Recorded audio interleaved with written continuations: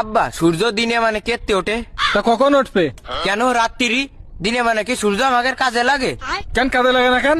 দিনে মানে তো এমনি আলো থাকে, রাত্রি তো আলো থাকে না, তাহলে রাত্রি উঠলে ভালো হয় না? আব্বা আর একটা কথা, আবার কি কথা? এই যে মানসি কয় আমার ইজ্জত চলে গেল, তা ইজ্জতটা চলে যায় কনে যায়? আব্বা এ কথা নাই, বাদ দিলাম, আর একটা কথা আছে। কয়া। এই যে কাজী সাহেব মানসির বিয়ে পড়ায়, কাজী সাহেবের বিয়েটা পড়ায় কিটা?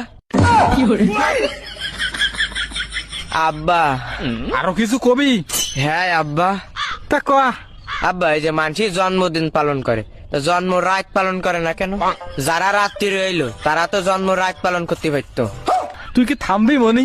না আব্বা। তাহলে কয়া।